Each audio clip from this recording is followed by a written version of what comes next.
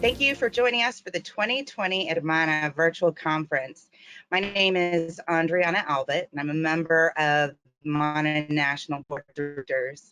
I'm here with my colleagues, Leticia Galvez-Trujillo and Kat Arambula for an episode of Get to Know Your Mana National Board.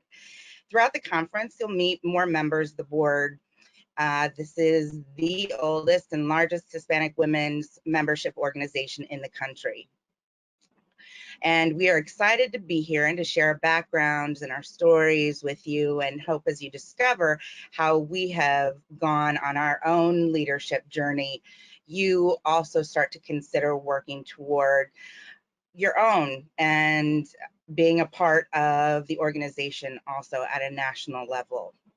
So to get us started, one thing that everyone has in their life, especially when they get to a place of leadership like this, as we have an origin story.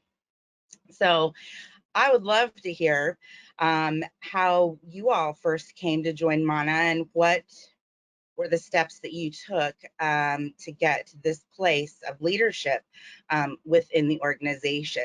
Well, my story with Mana is tell you about a little bit about my journey. I started as a volunteer under the leadership of Mana de Albuquerque Board of Directors. 2 years later, I ran for office and was elected Vice President of Mana de Albuquerque. Now, for more than a decade, I have served as a liaison between Mana de Albuquerque and a consortium of Latino organizations for the purpose of fulfilling our Mana mission, right, of empowering our young Latinas through education, leadership development, advocacy, and community service. I have also been responsible for organizing, leading our major annual fundraising events. And as of January of this year, I am honored to say that I serve on the Mana National Board of Directors. Yay! It was back in 2009. I was asked to come be a speaker for the financial track for the our Latina Success Conference that Mana puts on every year. So they asked me to do the one of the workshops, and I did it, and I was like, oh, okay, this is pretty interesting. At the time, I was president of the National Latina Business Women's Association for the San Diego chapter. So from there, I started collaborating with the Mana president, and we started like a mega mixer that now has become the largest Latino mixer in San Diego County, which is pretty awesome. We wound up getting a whole bunch of everything from engineers and different organizations, the La Raza lawyers and all the different ones. So it's been that was really interesting. And from there, in 2011, the president that was terming off at the end of 2012 appointed me in December, I think it was. She appointed me to the board, saying like, you know what, you've done a good job over there. Come over here, come see what Mana is all about, because this is a really great organization. And from that, I was nominated president-elect and became president from 2013, 14, 15, and 16. So during that time, Mana San Diego has had a lot of growth. We've been able to do so many things, and that's where I'm more on the business end of things. I was never like a mentor or anything, just because with me being a financial advisor, I think the business end of things really made sense to me for us to grow the organization. And so that's kind of like just a little snippet of me and my journey.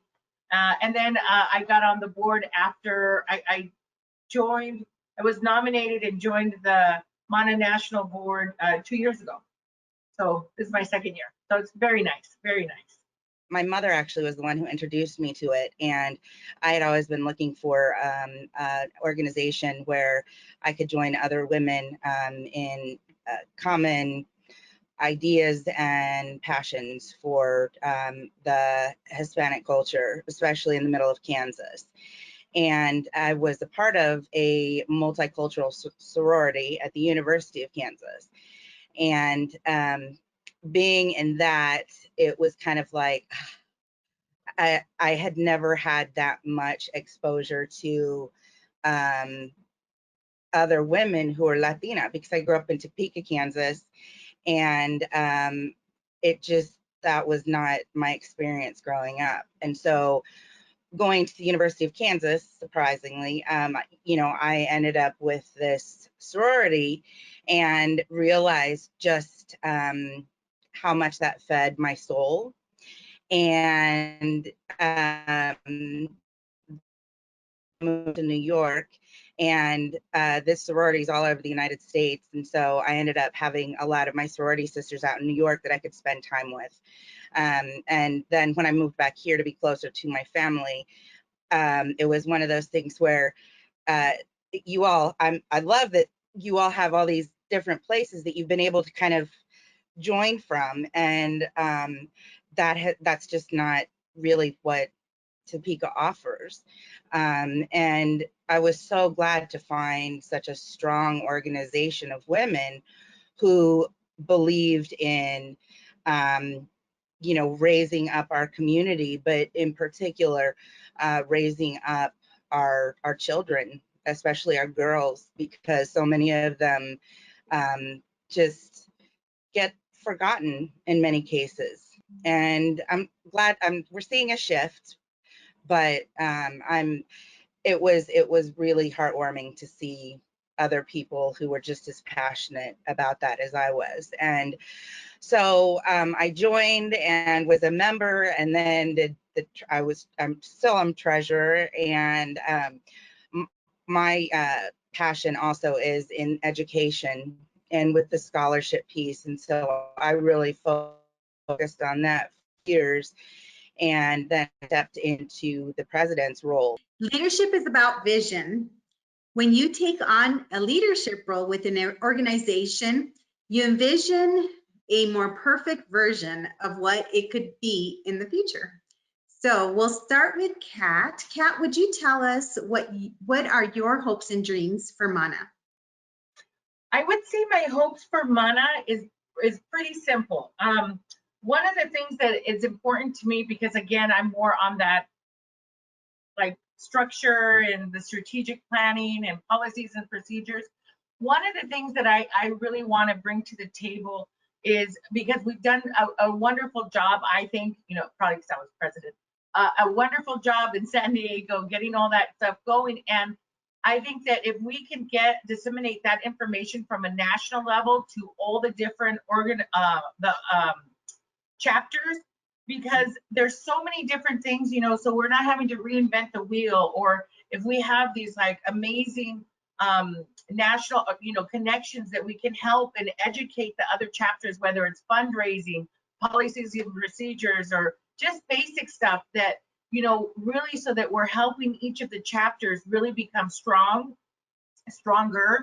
and really focus, so they can take that time that they're focusing on that and focus more on the hermanas, you know what I mean? And our scholarships and doing all that stuff, empowering our chapters, the girls. So, taking that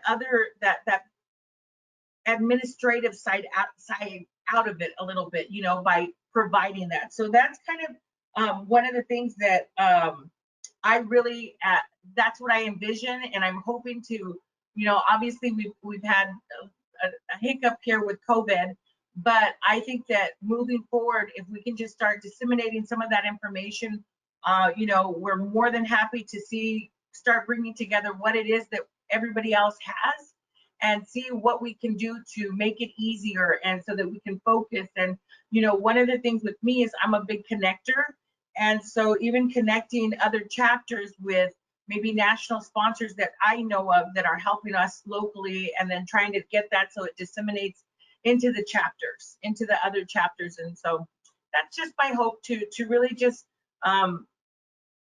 solidify and strengthen the bond between the chapters.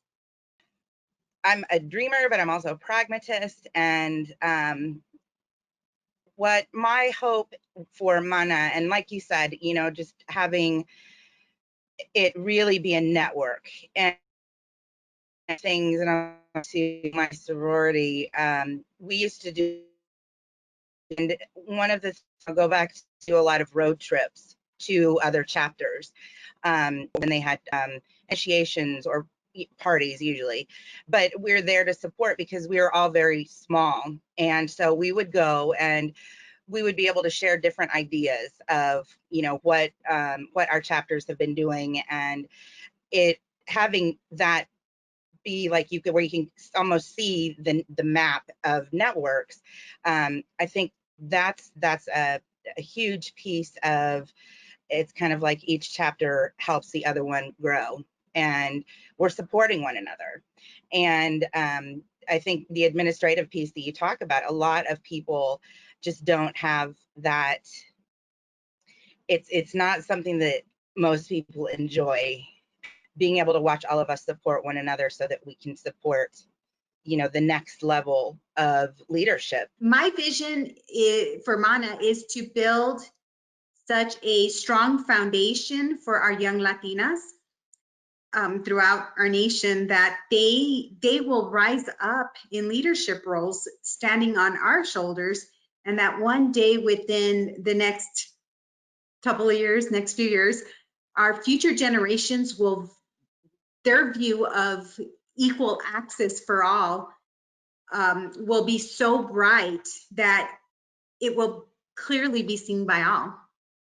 No, and that's what I do find. I think that I know what we're trying to do is break that cycle, empower that next generation to be better than us, to be, you know, like you said, like Letty said, stand on our shoulders. And I feel that I've been fortunate enough here in our community locally to be able to see that come full circle, even with, you know, our Venus, our current president of our San Diego chapter, the San Diego chapter, was one of the first, she was in the first cycle of Hermanas.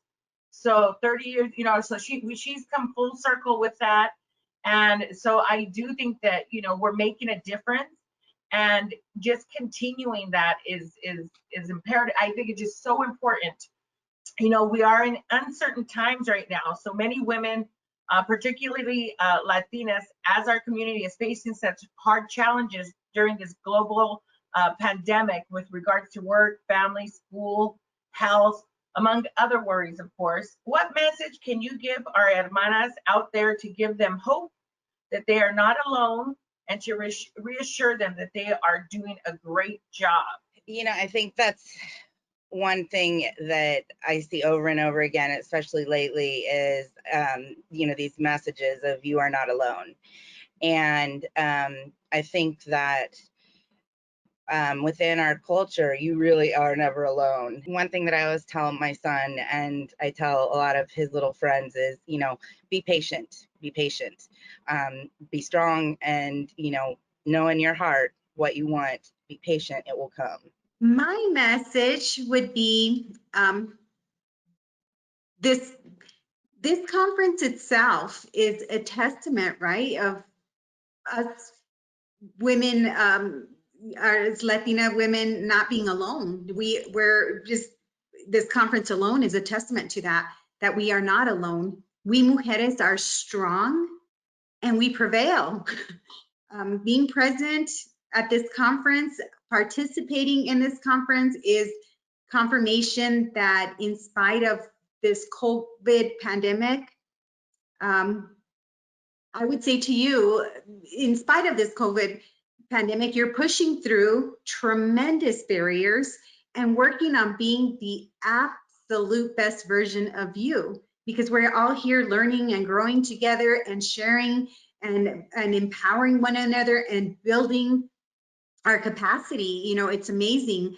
And so I would say to you, hermanas, let's keep moving forward and be the best version of ourselves that we can possibly be. And adelante.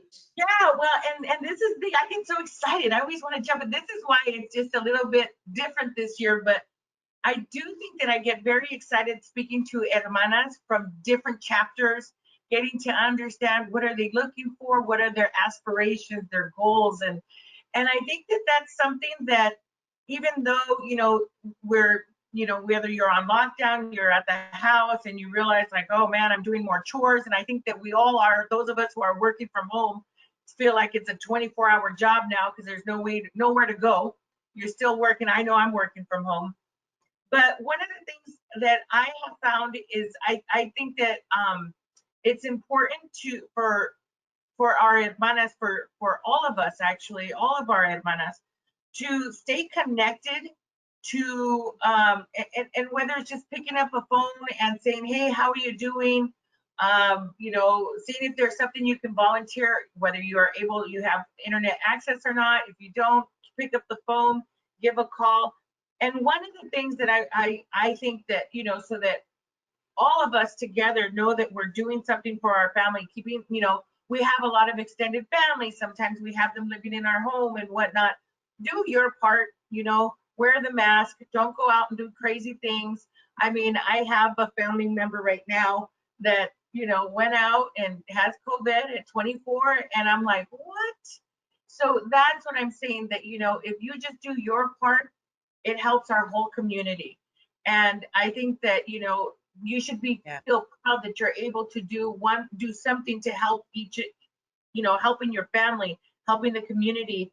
And, you know, if anybody feels disconnected or feel like they might be getting depressed, talk about it, because that's something that even I have, you know, I've been home since March, you know, so I've even felt a little bit of the depression, I would say, because I'm usually out there happy, going to networking events 3 or 4 times a week, seeing people, that I have my weekend stuff, and, you know, my job is interacting with people, you know.